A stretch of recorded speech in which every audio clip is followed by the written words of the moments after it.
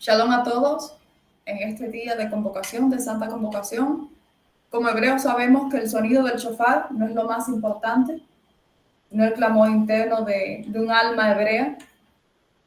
Así que no somos especialistas en este instrumento, lo usamos para honra de nuestro Elohim.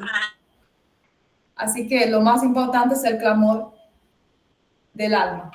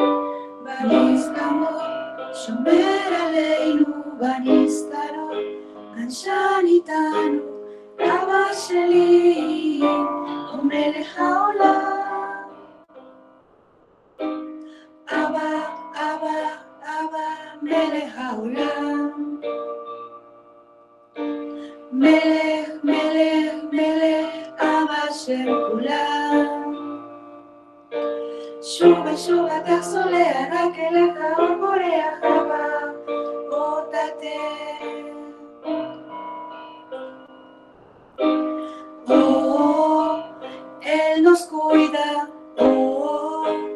Él nos ama, es Padre de nosotros. En las guerras protégenos, en lo secreto también estás. Él es mi Padre, Rey del universo. Padre, Padre, Padre, Rey del universo. Rey, Rey, Rey, Padre de nosotros. Una y otra vez perdona, solo a ti todavía escapó. Oh Padre, Abba, Abba, Abba, Melech Haolam. Melech, Melech, Melech, Abba Shel Kulam. Shuba, Shuba, Taxole, Arakelech, Naor, Boreach, Abba, Otate, Tatenu.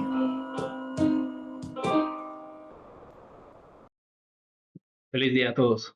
Estamos en un Shabbat de festividad de convocación, así que no es incorrecto decir Shabbat Shalom. Feliz Yom Truah, día de la aclamación. Hoy vamos a tener un estudio obviamente relacionado con esta convocatoria. Yom Truah y el Rosh Chodesh del año 5996. Faltan 4 años. Bueno, esperamos que esta cuenta regresiva esté equivocada, que nos quede menos tiempo hasta el cambio de siglo y con esto, pues hasta el momento de nuestro retorno. La festividad de un nuevo comienzo es el estudio para este Yom Truah, primero del mes de Tanim. Voy a leer una cita de los escritos de los apóstoles que está en 2 Timoteo capítulo 2, verso 1. Una cita que parece que no tiene nada que ver con la convocatoria de Yom Truah, que por cierto, creo que ya todos sabemos que no es la convocatoria a la festividad del shofar, ni la festividad de las trompetas, sería mejor dicho de los tocares, no por el instrumento en sí, sino por lo que se está haciendo, porque básicamente recordamos que Trua es una voz fuerte, un clamor que se parece o se asocia con el sonido, con la fuerza del sonido del shofar o de la trompeta. Por esto, algunos vertieron el nombre de esta convocatoria, Yom Truah, de la quinta convocatoria, como si fuera la festividad de las trompetas, que no es plural, está en singular, o de los shofares, o del shofar, ¿vale? Pero Yom Teruah no tiene nada que ver, básicamente no se llama así, ¿vale? No se llama la fiesta o la convocatoria del shofar o de la trompeta, ya que para el shofar está la palabra shofar y para trompeta es otro término, ¿vale? Yom Teruah es la convocatoria de la aclamación, ¿vale? Básicamente. ¿Qué tiene que ver 2 Timoteo capítulo 2 verso 1 con esta festividad? Vamos a verlo. Dice el texto así, dijo Shaul. Es decir, Shaul le estaba hablando a su hijo espiritual, entre comillas, como yo estoy hablando a muchos hijos que tengo aquí delante. ¿Vale? Por lo tanto, tú, hijo mío, fortalécete en la bondad que hay en Yeshua el Mashiach. ¿Vale? Esta palabra en hebreo, fortalécete, fortaleza, en hebreo, bueno, le voy a explicar cuál es el sentido de este término, fortalécete en la bondad que hay en Yeshua. Pero antes, hay un término que en hebreo es keren. Keren significa, es decir, su significado en forma genérica se traduce con cuerno. Un cuerno de un animal. No importa del tipo de animal, ¿vale? Puede ser de una vaca, puede ser de, como es este, de un antílope. El cuerno en general, ¿vale? Porque el cuerno desde tiempos antiguos, hemos visto en el estudio del libro de la profecía de Zacarías, si recuerdan que hemos hablado sobre los 4 cuernos que han hecho mal al pueblo de Israel, a lo que representa el concepto de cuerno. Desde tiempos antiguos, el cuerno fue tomado como símbolo del poder. Por lo tanto, en la literatura hebrea, el término keren se entiende que representa fuerza. Ahora ya nadie, ningún rey, ningún gobernante tiene cuernos sobre su cabeza. Tiene una corona con las puntas que alude a los antiguos cuernos, ¿vale? Solo ha cambiado el objeto, pero el significado es el mismo. La corona es símbolo de realeza, también de fuerza y poder. Hay un verso que quiero que los leamos, si alguno me quiere hacer el favor, hermana Clarita, que está aquí rápido con el texto. Lucas capítulo 1. Hay algunos versos que me gustaría que los leamos en su contexto, aunque para ubicarnos un poquito en un cierto contexto, aunque a mí solo me interesa unas cuantas palabras de este verso, ¿vale? Lucas capítulo 1, versos 67 al 75. Lucas 1, del 67 al 75, dice así.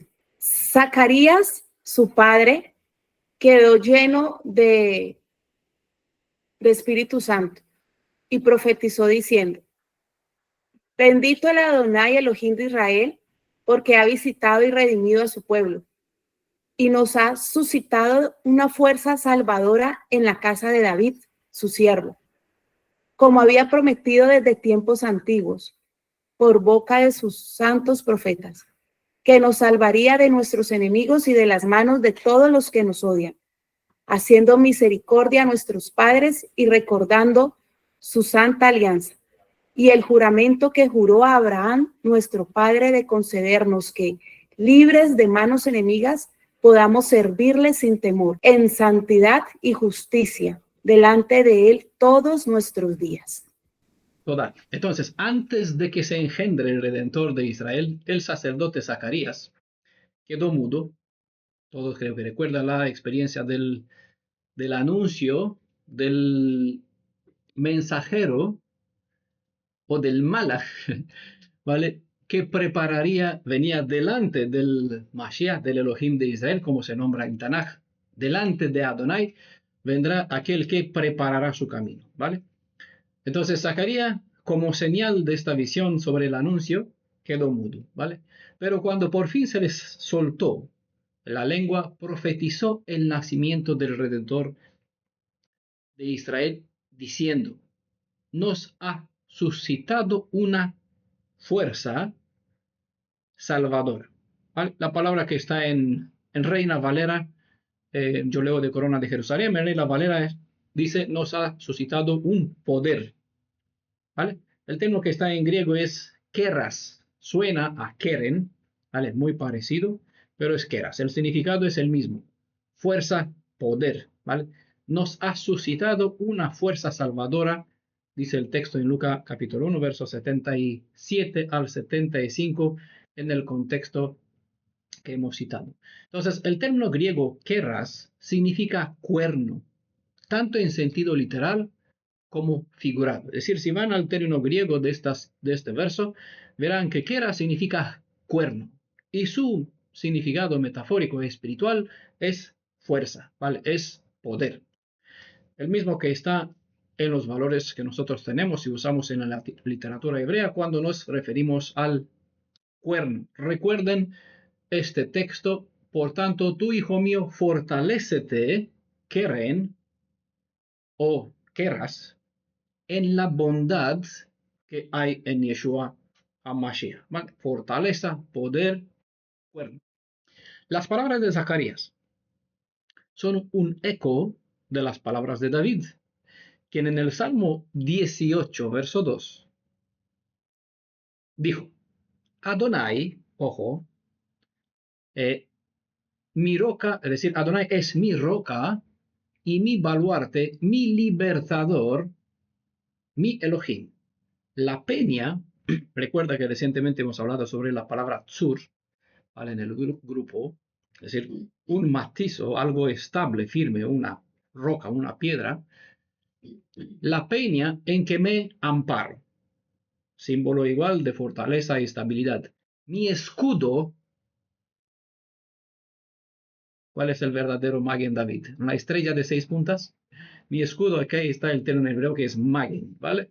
Salmo 18, verso 2. Adonai, mi Magen, es decir, mi escudo y keren, y fuerza de mi salvación. La salvación es la raíz del nombre de donde procede el nombre Yeshua, Yesha, ¿vale? Mi salvación, Yesha. Mi ciudadela o mi lugar, mi fortaleza de refugio. Recuerden este verso porque es una de las muchas citas que prueba quién es el Redentor de Israel. Prueba cuál es la verdadera identidad del que es HaMashiach. Bueno, Shaul, que nunca fue un cristiano, nunca fue Pablo, no existió este señor Pablo, existió Shaul, que era un hebreo de la tribu de Benjamín. Él usó el lenguaje hebraico en sus enseñanzas, haciendo referencia al cuerno mediante la palabra fortaleza, como se puede apreciar en 2 Timoteo capítulo 2, verso 1. Como el shofar no es más que un cuerno de carnero, cuando leemos a la fuerza o fortaleza, debemos recordar que el shofar, que se suele tocar en esta festividad y mejor en la convocatoria al final del día 50, cuando se termina la convocatoria de Yom HaKippurim, ¿vale? Se tocaba el shofar, el cuerno de carnero, sobre toda la tierra de Israel, no en el mundo, valga la redundancia, ¿vale? Que se entienda, porque cuando las cosas son puntuales en las escrituras, no es toda la tierra, sino toda la tierra de Israel, excluye al resto del mundo. ¿Vale? Hay una expiatoria, hay una libertad que se trae para los hijos de Israel, para las tierras de Israel en el año Jovel, ¿vale? El año 50. Entonces Shaul, como corresponde a un hebreo, hablaba desde la perspectiva de un hebreo, compartiendo una enseñanza sobre la fuerza que igual se entiende por medio igual de ese instrumento de soflar que es el shofar, ¿vale? Entonces, cuando leemos sobre palabras en el texto de los escritos sobre fuerza o fortaleza, debemos recordar que el shofar, más que un mero instrumento de sonido, es el símbolo del poder, de la fuerza como de la fortaleza, ¿vale? Es el símbolo que se le da, ¿vale? Dicho así, podemos volver a leer 2 Timoteo capítulo 2, verso 1. Por lo tanto, tu hijo mío, podría decir shofar o keren, poder, o fortalécete, fuerza, hay fuerza en la bondad que hay en Yeshua el Mashiach.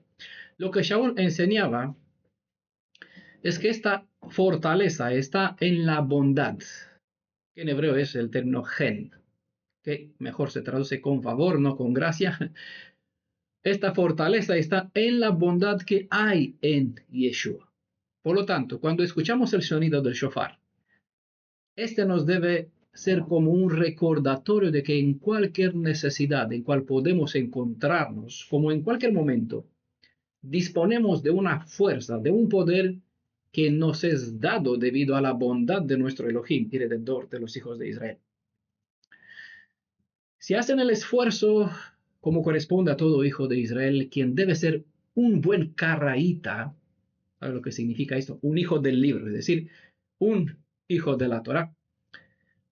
Si hacen el esfuerzo de estudiar o de recordar, de observar en las escrituras como corresponde a todos los hijos de Israel, estudiar las leyes de Israel, al ubicar la raíz de las enseñanzas de Shaul en el libro de la ley de Israel, es decir, en la Torá, verán en Éxodo capítulo 30 el altar de incienso. ¿Vale? Se menciona en el verso 2. Sobre este altar de incienso, el sumo sacerdote una vez al año hacía la expiación por los hijos de Israel. Eso se menciona en el verso 10. ¿Vale? Éxodo capítulo 30, verso 10. ¿Qué hacía? ¿Cómo hacía expiación? Ungía con la sangre de la expiación los cuernos del altar de incienso, como se puede ver en más detalle en Levítico capítulo 4, verso 7, también en Levítico capítulo 16, verso 18. Esta sangre expiatoria que se ponía sobre los 4 cuernos del altar de incienso es la base de la enseñanza que Shaul dio en 2 Timoteo capítulo 2, verso 1. Fortalécete en la bondad. Bueno, ¿cómo se ve esto? ¿Qué tiene que ver con Yom Teruah? Con este día en cual nos encontramos y con la enseñanza de Shaul. Este único día en año en cual se hacía expiación es el día 10 del mes de Etanim. ¿Vale? Ese es el nombre correcto de del séptimo mes hebreo. No es Tishrei, es el nombre babilónico, pero así es más popular conocido. Mejor se conoce sobre nuestras cosas con los términos asociados al mundo, cuando el mundo debería conocer nuestros valores, con lo que éstas representan. Pero es lo que ha hecho Amalek, ¿no? Hablando de Amalek, ha revertido las cosas, ha impuesto su dominio, por lo tanto muchos conocen más una sombra de nuestras enseñanzas por medio de las perspectivas de los términos babilónicos, cristianos, caldeos, como quieren llamarlos, los que están fuera, Etanim, ¿vale? Ese es el nombre del séptimo mes. En el día 10 de este mes, en cual hemos entrado con este día de hoy, que se celebra con una gran aclamación, ¿vale? True, ¿vale? Este único día en cual se hacía expiación por el pueblo de Israel es en el día 10 del séptimo mes hebreo Etanim, y esta obra se lleva una vez al año, ¿vale? Como hemos dicho. Entonces, hoy día es el momento en cual hemos entrado en esta celebración de aclamación, ¿vale? De aquí el origen del término, del título de esta convocatoria, Yom Teruah. La verdadera voz del Teruah en este día debe recordarnos el significado de los cuernos del altar de incienso. Es decir, debemos recordar el gen, es decir, recordar el mérito, el favor que nos hizo el Redentor de Israel para quien entró bajo el vínculo del pacto con él. El símbolo de la sangre expiatoria se ungía en el día 10 del mes de Etanim sobre los 4 cuernos del altar de incienso. Este número 4 en el alfabeto hebreo corresponde a la consonante Dalet, y ella describe, si recuerdan,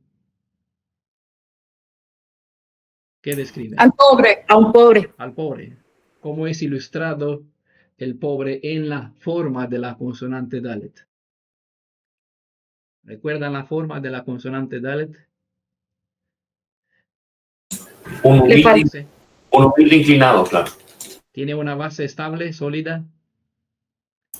No tiene una sola patita. Le falta una pata. Se sujeta sobre una punta. ¿Vale? La consonante Dalet termina en una punta, no tiene una base, como la mayoría de las letras, no tiene estabilidad. Ese es el estado de una persona pobre en comparación con un rico que dice que tiene fundamento. El Gimel carga sobre camellos. El camello tiene 4 patas, ¿vale? Normalmente, ¿no? Tiene 4 patas. La idea es que carga su riqueza porque tiene estabilidad. En cambio, el Dalet, el pobre, no tiene estabilidad. Por eso, en su pictografía aparece como sobre una punta bastante fina. Es decir, está casi tambaleándose. Es el estado del un pobre, ¿vale? Entonces, la Dalet describe la inestabilidad en cual se encuentra una vida que carece del poder de Elohim cuando lo vemos desde la perspectiva humana, ¿vale? Pero a la vez hemos aprendido que las letras hebreas proyectan dos realidades, una que es terrenal y otra que es espiritual o celestial. Por lo tanto, podemos ver la obra de la caída del ser humano como la obra del Redentor en estos dos planes espirituales. Entonces, desde la perspectiva espiritual, el número 4 es símbolo de o el valor de la consonante Dalet, que es número 4, es símbolo de la perdurabilidad, estabilidad, firmeza. Además, por el hecho de que estos 4 cuernos no fueron añadidos al altar de incienso, como se suele construir, se construye la base, después se colocan los cuernos. No fue construido así. Es importante observar el detalle. Está en Éxodo capítulo 30, verso 2, ¿vale? Esos 4 cuernos no fueron añadidos después, agregados a la base del altar, sino que este altar fue construido de una sola pieza con los cuernos, ¿vale? Es decir, fue forjado para tener esta conexión, para lucir de esta forma, una base con 4 cuernos. Eso deja establecido que hay absoluto poder o fuerza, lo que representa lo cuerno, y por el número 4 es estabilidad absoluta en la obra que está ilustrada en el símbolo del ungimiento con la sangre del grato sacrificio hecho para nuestra expiación. Y no estoy hablando de la sangre de los animales que se inmolaba en Yom HaKippurim, sino de aquello que cumplió Yeshua como final o como propósito de lo que representan el número, el altar de incienso y la expiación con la sangre del sacrificio sobre esos 4 cuernos. Añade aquí un dato extra que es para nuestra capacitación, además de ser una advertencia. Si recuerdan las historias de nuestro pasado, verán en versos como Primera de Reyes, capítulo 1, versos 50 al 53, capítulo 2, verso 25, del 28 a 34, que había una costumbre de agarrarse con las manos de los cuernos del altar. ¿Ya? La hermana Clarita al menos veo que confirma, recuerda la historia, ¿no? En los días después de David, en los días de Salomón. ¿Vale? Algunos entraron en el templo, se agarraron como símbolo de pedir clemencia. ¿Vale? Gracias, hermano Mauro también. Algunos recuerdan, sabe quién ha estudiado, sino por eso les doy la cita para que las estudien. Porque no solo es una lectura de historia, no por nada he dicho, es para nuestra capacitación, porque hay detalles aquí que nos ayuda a tener perspectiva sobre la realidad en cual nos encontramos dentro de un contexto donde los ritos, la religión, como los nombres babilónicos, tiene más poder que aquello que representa en realidad nuestras enseñanzas. ¿Vale? Había esta costumbre de agarrarse con las manos de los cuernos del altar como símbolo de pedir clemencia, pero esta acción solo revela una mera forma de rito o de religión en cual debemos saber que no hay garantía de éxito. El que no se aferra al cuerno, digamos entre comillas, que es Yeshua, el único Hamashiach, no encontrará el favor, el gen, de salvar su vida, de modo que perecerá en la religión en cual cree que puede ser salvo por agarrar su alma con meros símbolos o ritos, siendo este incluso el aprender hebreo, que muchos dicen, bueno, ya aprendí hebreo, enseño algo de las escrituras en palabras, en términos hebreos, y lo da por sentado como es ya tiene el lashon, la lengua, lashon hakodesh, la lengua santa, habla santo. Uno no es santo por saber hablar hebreo. Basta mirar la historia de nuestro pueblo en el Tanaj, vemos cuánta inmundicia mientras se hablaba en hebreo. Es fácil hablar hebreo, lo peor es cuando tienes una mente gentil, griega. Mit Yavnim. Hebreos con una mentalidad no hebrea, gentil.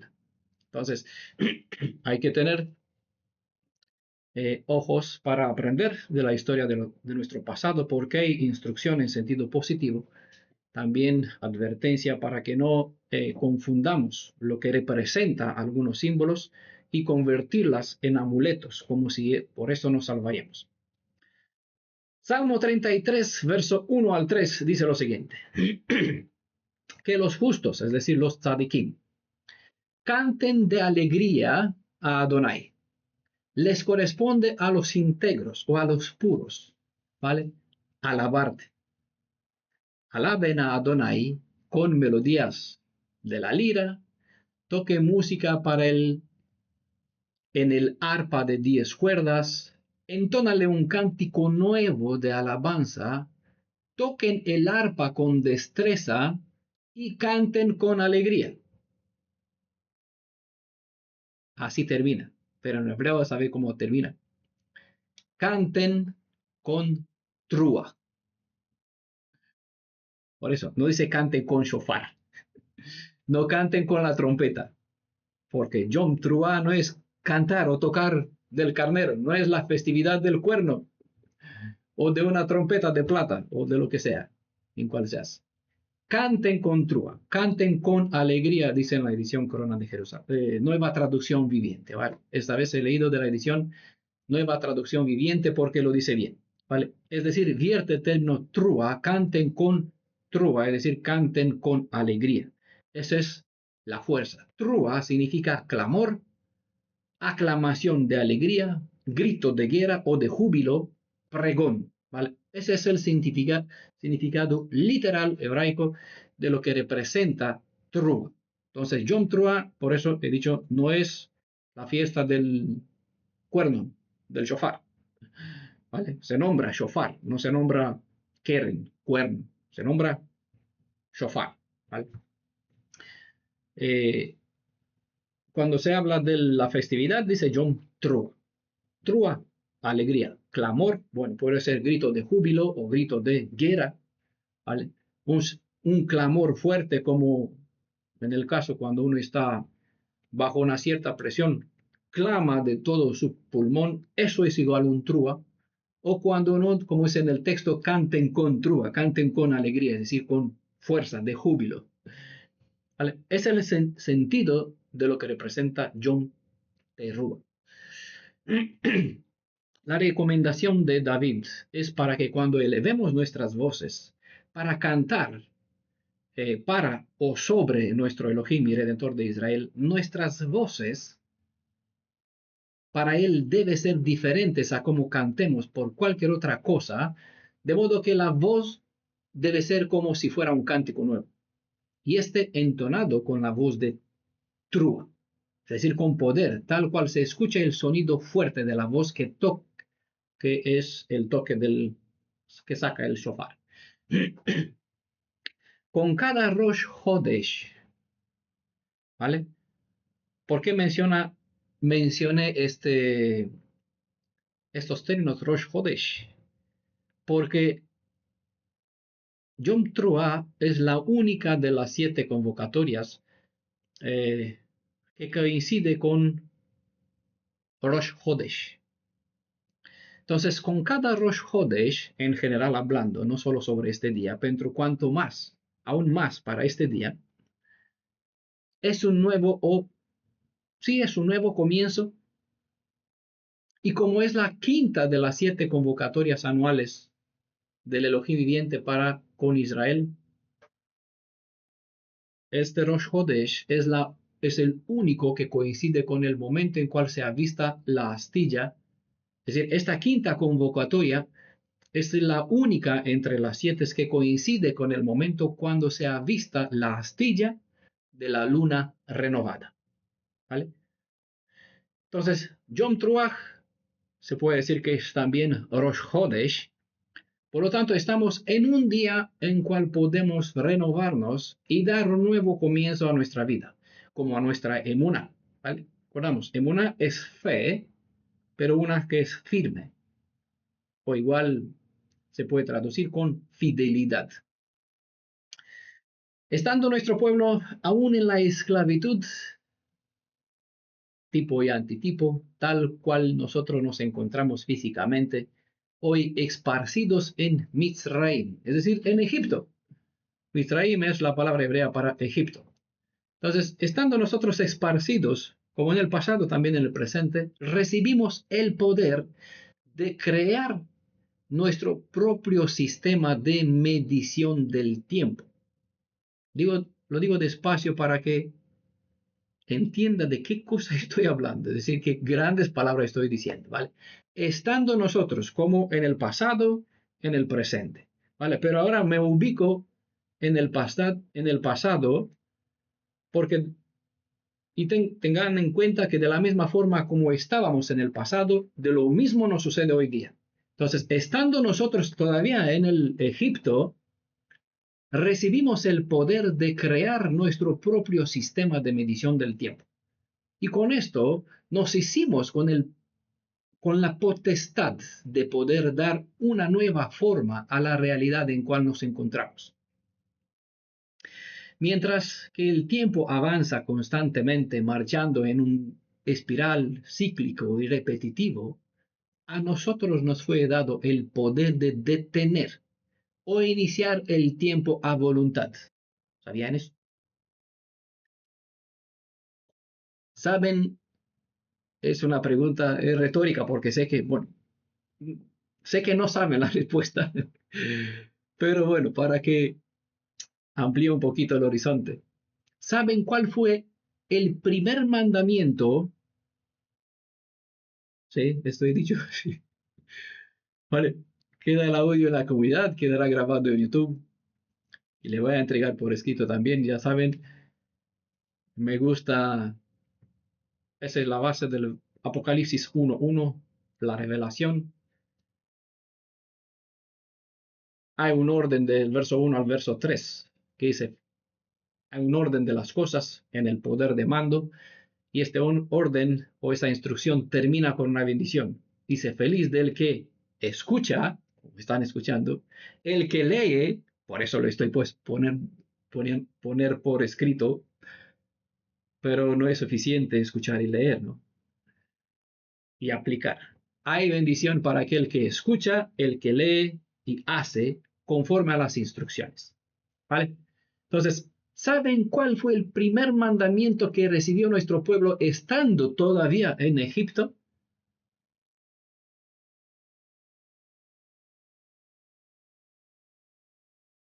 ¿Lo saben? Yo di por sentado que no lo sabe, pero hago la pregunta por si acaso que alguno sí sabe cuál fue el primer mandamiento que nuestro pueblo recibió estando todavía en Egipto. No lo saben, ¿verdad? Que no se olviden de él. No, es un mandamiento, es un... ¿La sangre de los dinteles, hermano? ¿No? ¿Cómo? ¿La sangre de los dinteles? No. ¿Celebrarle fiesta? Tampoco. Esto viene después. A ver, Irina. Tomad fuerza, esforzad vuestras manos. No es un mandamiento. Eso es una necesidad para nosotros. Shema tampoco. Bueno, es el mismo mandamiento que debemos aprender, aún estando nosotros esparcidos entre las naciones del mundo. ¿Vale? Si no conocen este primer mandamiento, pues se nos dio desde el Egipto, que se les dio desde Egipto, hoy lo conocerán. ¿Saben? En las escrituras nunca es casual cuando en las Escrituras se enfatiza un detalle como es este. Dijo Adonai a Moisés y a Aarón en el país de Egipto. Muchas veces habló el Elohim de Israel a Moisés. En algunas ocasiones que hemos tocado algunos temas, hemos leído. Habló Adonai a Moisés diciendo, ¿vale? Y también obviamente para Aarón. Pero cuando se menciona el lugar donde les habló, este es un detalle al que se le debe dar atención, ya que implica enseñanzas que traspasan el espacio y el tiempo, de modo que él habla a través de sus siervos a los que están lejos de la tierra prometida, aún en exilio. ¿Vale? Por eso dice, en el país de Egipto. ¿Qué habló? ¿Qué les habló a toda la comunidad de Israel?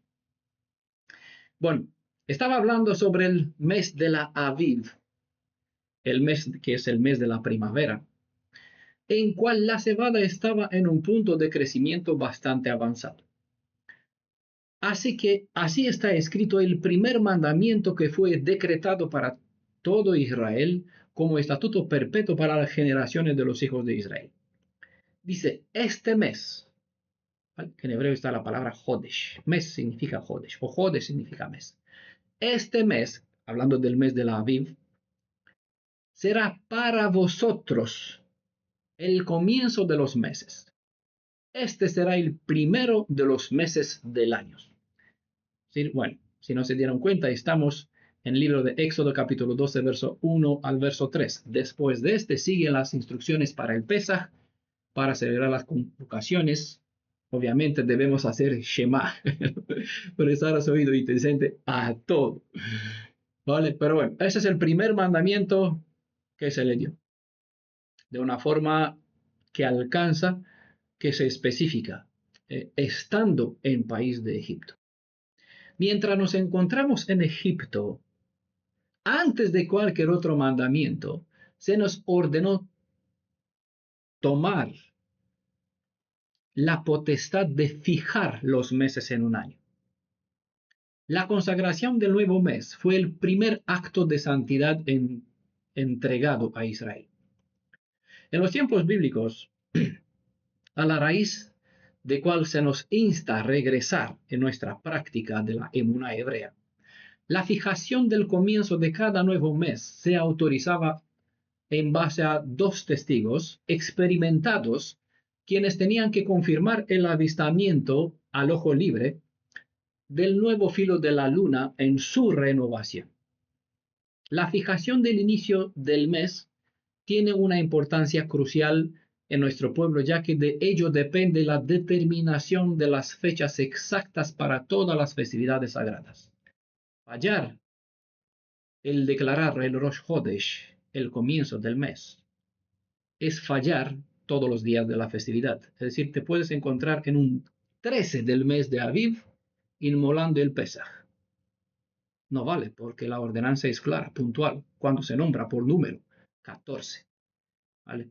Nos podemos encontrar en el día 17 del mes de la Aviv comiendo levadura, cuando en ese día tenemos prohibido de tener levadura, porque si hay levadura y comemos, serás cortado del libro de la vida.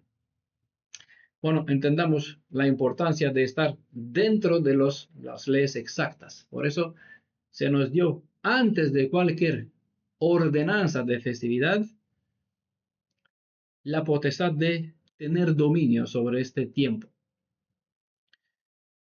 A pesar de que el calendario hebreo es lunisolar, establecemos las fechas de las festividades de Adonai en la luna. Además, podemos manipular el calendario para que las estaciones limiten cuándo caen las festividades. Hemos hablado bastante sobre el día, la semana, el mes, el año. Hay un montón de evidencia por escrito en audio sobre cómo se calcula, cuándo, cómo y por qué y de qué manera se establecen las fechas. ¿Vale? ¿Y por qué seguimos las prácticas antiguas como el judaísmo caraíta y no seguimos el típico calendario que lo guarda todo el mundo rabínico o rabanita del judaísmo rabínico, y lastimosamente la mayoría de los mesiánicos que salen del cristianismo perturbados agarran otra mezcolancia del judaísmo, crean una sopa donde a menudo se encuentran fuera o después de las fechas de las festividades. ¿Vale?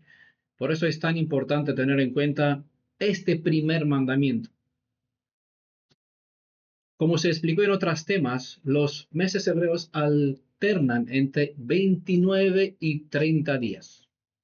Aunque la mayoría de los años hebreos tienen 12 meses, cada cierto año se agrega un mes extra que es llamado Adar 2, es decir, el mes 12 se duplica, por eso se llama Adar 2, para hacer posible que la convocación de Pesaj caiga en la primavera tal cual está ordenado por el Elohim de Israel, la estación para la Pesaj, ¿vale? Porque hay palabras puntuales donde fijan parámetros de tiempo que nosotros tenemos que tener en cuenta. Si no hacemos este ajuste, por eso he mencionado, tenemos la potestad de manipular tener dominio en lugar sobre el tiempo y manipular el calendario para que las estaciones limiten cuando caen las festividades. Si no hacemos este ajuste, ya llegaremos en invierno y deberíamos inmolar el cordero cuando apenas nacen los corderines. Es decir, por eso nuestro calendario es lunisolar. Bueno, para quien quiere saber más, que no entiende, puede pedir en los recursos que tenemos y conocer más sobre este primer mandamiento. Entonces, con el sol se determina el año, que en hebreo se dice Shana, una palabra cuya raíz significa doblar o duplicar. De aquí que Shana también significa repetir o repasar. En cambio, la luna es la herramienta que nos marca los meses. Luna en hebreo he dicho que se dice Hodesh. Y esta palabra viene de la raíz Hadash, que según el contexto significa nuevo, cambio, diferente. Como la luna no es otra, sino que es la misma que se presenta como renovada o en cada mes. Esa, bueno, ya está fuera al desecho, ahora se crea otra nueva luna. No, nunca se crea otra luna, es la misma. Entonces, como la luna no es otra, sino que es la misma que se presenta como renovada con cada mes, es por ello que los escritos de los apóstoles no se pueden llamar el nuevo pacto, como dicen algunos, que ya no llama como los cristianos Nuevo Testamento. Usan términos hebreos y dicen nuevo pacto, ya que jamás no se puede hablar de un nuevo pacto, como no se puede hablar de una luna nueva, porque no es nueva, es la misma, solo que se renueva, cosa que es distinta. Por eso el término Shana significa repetir, ¿vale? Y Hodesh significa un cambio, no solo nuevo o diferente, un renuevo. Entonces, los escritos de los apóstoles no se puede llamar nuevo pacto, ya que jamás se habla de las escrituras de un nuevo pacto, de algo diferente, algo que da por vencido a uno anterior, sino que tal como la luna se renueva con cada ciclo, asimismo las mismas condiciones del pacto establecido al pie del monte Sinaí se renovaron por medio de la actividad de la obra redentora del Mashiach de Israel. Así bien, el nombre de los escritos de los apóstoles en su forma corta es Brit Hadashah, que se traduce como el pacto renovado. Habrit HaHadashah es el nombre completo. El pacto del renovado sería, pero como es más complicado decirlo, Brit Hadashah es la forma corta. El pacto renovado, no el pacto nuevo. Por ejemplo, veamos en el Salmo 51, verso 10, para dar un ejemplo, que dice: crea en mí, oh Elohim, un puro corazón, un espíritu firme dentro de mí renueva. La palabra hebrea para renueva es hadash. obviamente que el corazón, como el espíritu de una persona, no puede ser otro, pero sí que puede renovar, se puede restaurar. Esta es la razón por cual la obra redentora restaura el alma cuando el cuerpo de un redimido, y una vez completa esta obra redentora, esta reforma, se puede decir sobre el resultado final que es una persona nueva, ya que lo viejo desapareció. ¿Entienden el orden normal de las cosas? No puedo hablar de una persona nueva, sino porque no es un otro Daniel. Si uno se llama Hadasha, no es otra Irina, es la misma. Su madre la reconoce como su hija, ¿no? Obviamente. Pero una vez que este proceso de la redención opera en su vida, ve un cambio, ¿vale? No veo una otra persona, de la misma persona cambiando en la forma positiva. Y cuando estará por completo, completa, renovada, restaurada, ahí sí se puede decir por contraste, cuando se mira el antes y el después, eso es nuevo. Sí, algunos saben que hice construir esta casa, básicamente la reformé. Pero para quien no vio el antes como estaba, algunos vieron parte del video donde la ruina en cual se encontraba. Si la ve ahora, dice que es una casa nueva. No, es una casa restaurada o renovada. Construí la misma, le cambié la cara. ¿Vale? La restauré, como debería estar así. Y es mejor 1000 veces que antes, ¿no? Es lo que hará básicamente el Redentor. ¿Vale? Entonces, desde esta perspectiva, cuando la redención completará su función, llegará a la fase final que describe la consonante Tav, que es completo, ¿vale? Que es total. No hay más que esto. Eso es traer de vuelta a Adán en su posición original. Por la razón de que tanto el Shabbat, que se rige con el orden de días en la semana, no con los meses, con el Rosh Hodesh, ¿vale? El Shabbat se rige con las orden de tarde y mañana, un orden de 6 más un día, ¿vale? Así también el Rosh Hodesh, que se rige por el ciclo de los meses. El Shabbat y el Rosh Hodesh aparecen en Ezequiel capítulo 46, verso 1 al 3, que se observará durante el milenio, ya que los dos símbolos son símbolos de oportunidad para la renovación que debe traer en un alma la verdadera Shalom. Ese es el resultado final de lo que representa el Shabbat y el Rosh Hodesh como oportunidad para reiniciar un ciclo, porque de cada Shabbat vuelve a comenzar el primer día, 2, 3, 4, 7, otra vez. ¿Vale? Con cada Rosh Hodesh comienza un nuevo ciclo a lo largo de los meses. También sucede con el sol, también con la tarde y la mañana, siempre son enseñanzas de un mismo ciclo.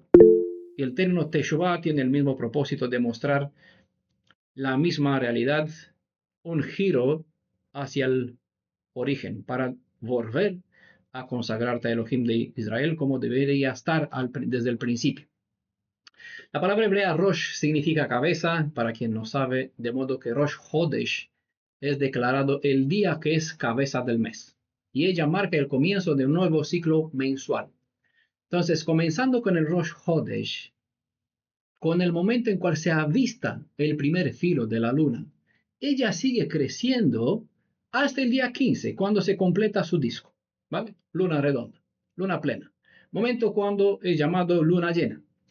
Desde el día 15 en adelante la luna comienza a menguar hasta el día 28, cuando deja de ser visible, tiempo que es llamado con el hebraísmo Yom HaKesech, traducido con el día escondido o el día y la hora que nadie sabe. Hay un estudio con este nombre, Yom HaKesech. En la época del templo, en cada Rosh Hodesh se ofrecían sacrificios adicionales para expiar por los pecados del mes. Esas ofrendas generaban alegría en toda la nación de Israel. Conforme a la tradición rabínica, en el tratado de Mishnah, en el Rosh Hodesh, está prohibido realizar actividades que pueden generar pena o dolor y no se recomiendan ayunos para este día, ¿vale? Rosh Chodesh nunca es ordenado para ser una festividad y ser observada en las escrituras. Hay ordenanzas precisas para traer sacrificios en este día, ¿vale? Pero nunca se llama como una fiesta, como una mued, una ocasión de reunión sagrada. Por lo que representa, por el significado que se le da, por el renuevo, por el momento de alegría, por los sacrificios que representa o que se traen adicional para hacer expiación por los pecados del mes. Este día se convirtió en un momento de fiesta, motivo por cual una de las citas del Tanaj dice, en vuestras fiestas. Adonai no habla de las suyas, porque las suyas nunca cambiaron, ¿vale? Que son las 7 en Levítico 23.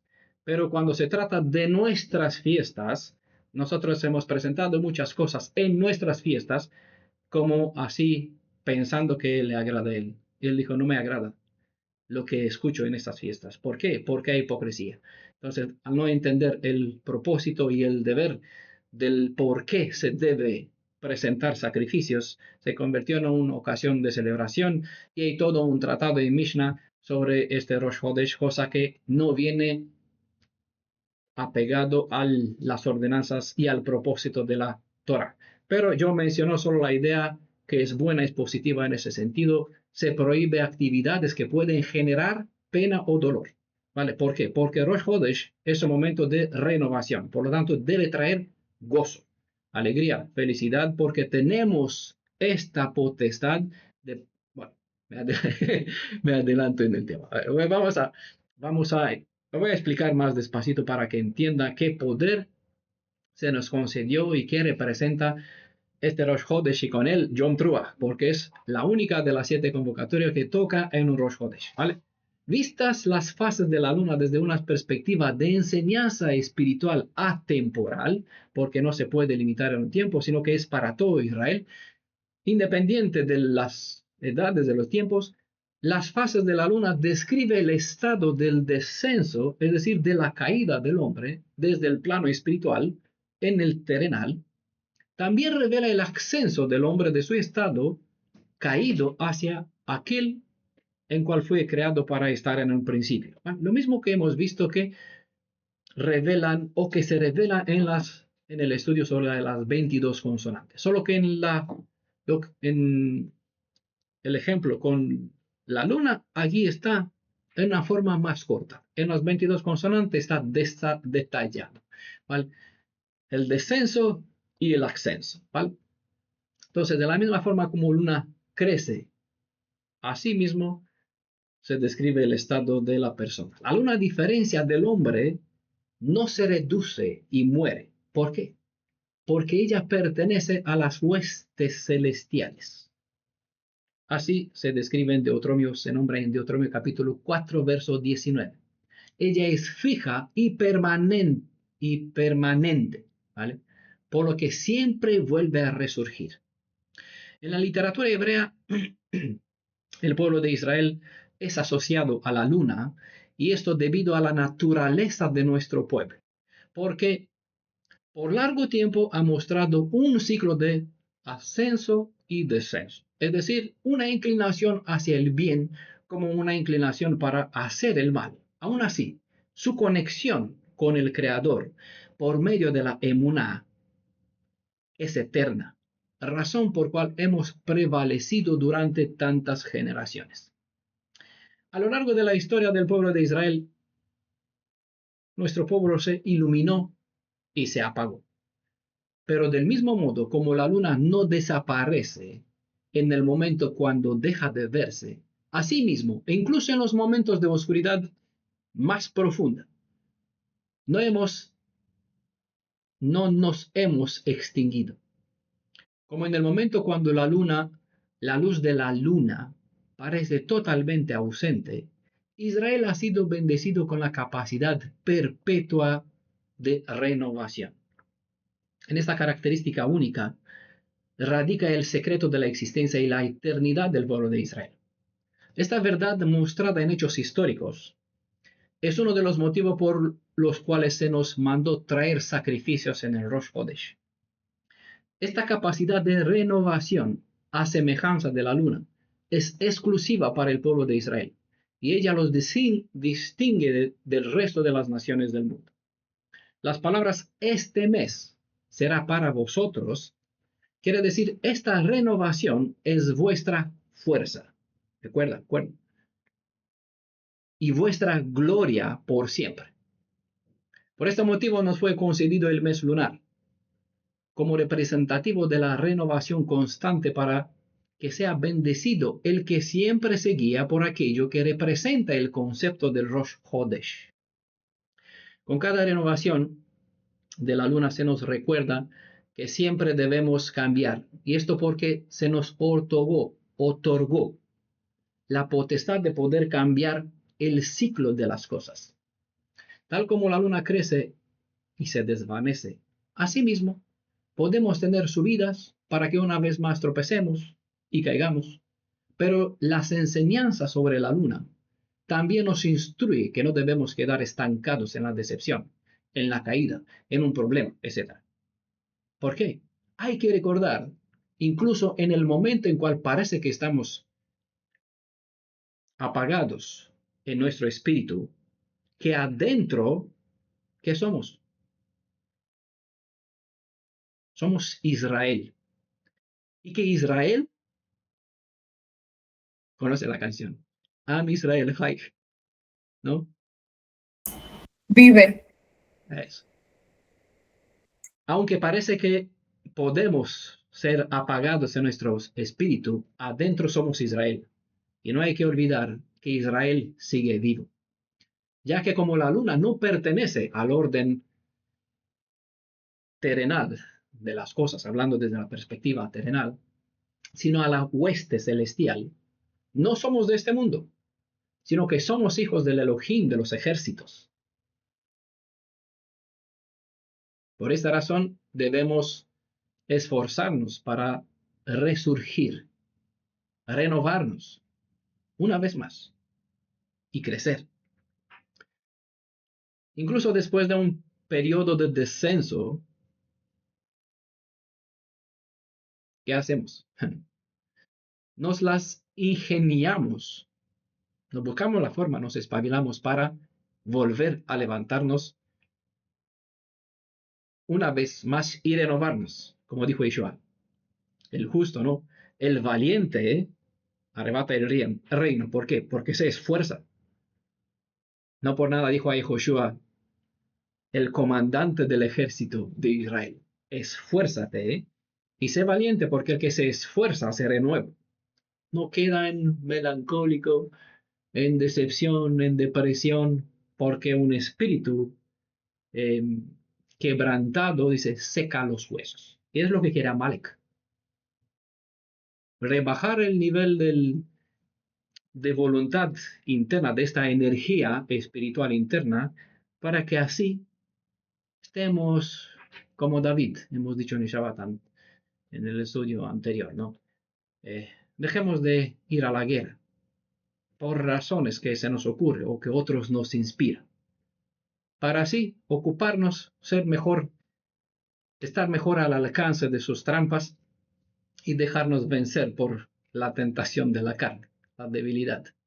Cuando uno se fortalece y tiene los valores de la identidad que es Israel, y que Israel, aunque pasa por momentos difíciles y parece que perdió su identidad, sigue siendo vivo. ¿Por qué? Porque él no pertenece al orden terrenal de las cosas. Es el pueblo predilecto del Creador y su nombre fue marcado desde del comienzo de todas las cosas. ¿Vale? Lo vimos en primer verso, en las primeras 3 palabras del primer verso de las Escrituras. Ahí está el nombre de Israel. Por lo tanto, independientemente del estado en cual nos encontramos, una vez más nos renovamos, nos levantamos. Observa las fases de la luna y aprende lo que nuestro pueblo fue enseñado por medio de ella. La realidad astronómica nos revela que la luna está en continuo cambio. Y esto nos enseña que a pesar de que podemos vernos pequeños y a menudo disminuimos hasta parecer que desaparecemos, tanto como persona como nación. Entonces, cuando parece que el mal o la oscuridad prevalece sobre nosotros, hay un poder, hay un acuerdo que nos fortalece y a la vez nos refuerza para resurgir. El momento cuando las cosas se ven sumamente oscuras es cuando brota la esperanza en un alma que pone su confianza en el favor que le brindó el Elohim y Redentor de Israel. Ese es el mensaje que básicamente quería transmitir, quiso transmitir Shaul en el verso que hemos citado al principio, a través de Timoteo. Es por eso que un alma hebrea, aún desde el fondo de la estrechez, ese es el término, lo que significa Mizraim o el nombre Egipto, desde el fondo de la estrechez en cual Amalek o el faraón de este mundo trata de mantenernos encarcelados, desde Mizraim puedes comenzar a mirar hacia arriba nuevamente. Esa es la potestad que se nos dio con el primer mandamiento de cambiar el ciclo de las cosas, de ajustar el tiempo y dar un nuevo comienzo cuando queremos. Con el renuevo de cada mes, con cada Yom Teruah, se nos recuerda que nos dispuso que el Creador, el Elohim de Israel, nos dispuso la potestad de cambiar incluso desde el lugar de nuestro cautiverio. ¿Vale? Ese lugar del cautiverio es asemejado con el momento de la luna oculta, cuando el día y hora que nadie sabe. ¿Vale? Es un tiempo donde parece que el mal tiene dominio sobre nosotros. Entonces, con cada mes, con cada Rosh Chodesh, con cada Yom Teruah, se nos recuerda que se nos dispuso esta potestad de cambiar las cosas, incluso en el momento en cual parece que estamos dominados por el mal. Cualquier situación en cual parece que nuestra luz interna está apagada. Podemos cambiar para mejor sin importar cuál malo parezca nuestro estado mental o físico. Tal como la luna nos enseña, nada es estático e inamovible, excepto las palabras del Elohim viviente, quien permanecen para siempre y prevalecen sobre todo poder del maligno. Como también se nos otorgó el libre albedrío, está en nuestro poder elegir reiniciar el ciclo de la renovación de nuestro ser y así volver a renovarnos hasta brillar como la luna llena. La imagen y semejanza, que es un símbolo de la imagen y semejanza del Elohim viviente. A esto nos ayude el Redentor de Israel, y este es mi deseo para todos los hijos de Israel en este bendito día Yom Teruah. Shalom a todos.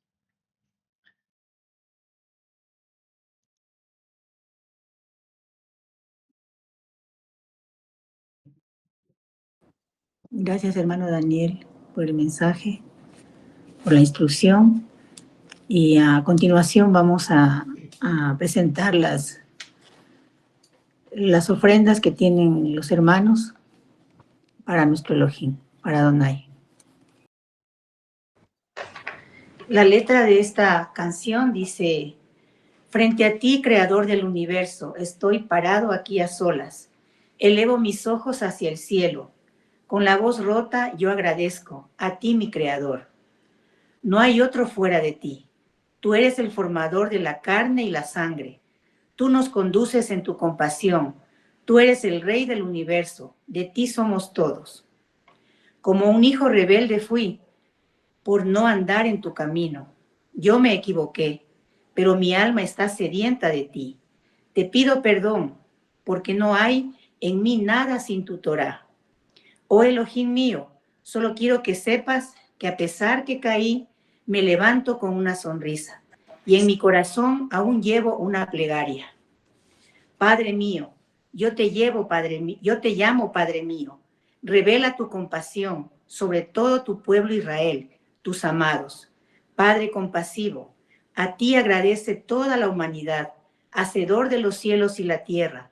Tú eres grandioso en maravillas, Elohim de consuelos. Adonai reina, Adonai reinó, Adonai reinará eternamente y para siempre.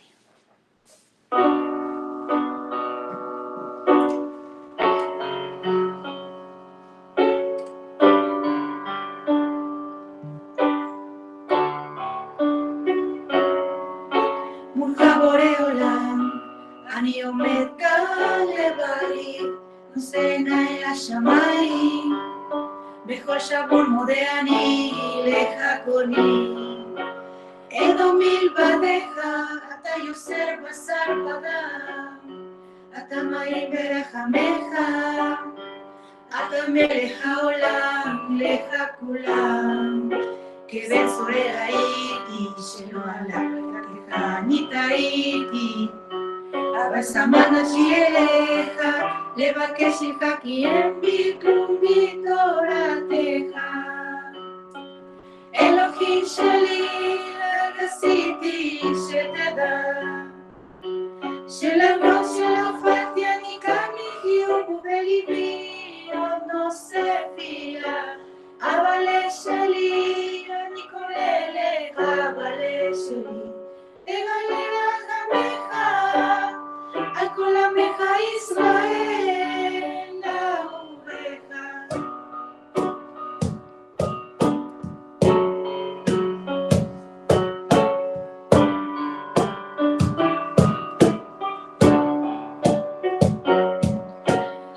הרחמן לך מודים כל הבריות, עושה שמיים בארץ, על האדיר נפלאות אל נחמות. אינו מלבדיך, אתה יוסר בשר ודם, אתה מהיר ברחמך, אתה מלך העולם, לך כולם. כבן שורר הייתי, שלא הלכת אני טעיתי, אבל סמן נפשי אליך, לבקש לך כי אין בי כלום מתורתך. אלוהים שלי, רק עשיתי שתדע, שלמרות שנפלתי אני כאן מחיוך ובליבי עוד נושא תפילה. אבל שלי, אני קורא לך, אבל שלי, תגלה רחמך על כל עמך ישראל, אהובך.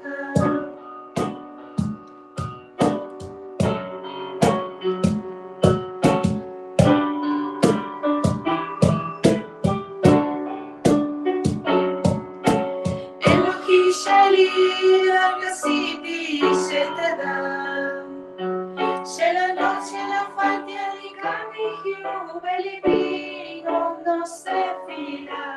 אבל שלי, אני קורא לך, אבל שלי, תגלה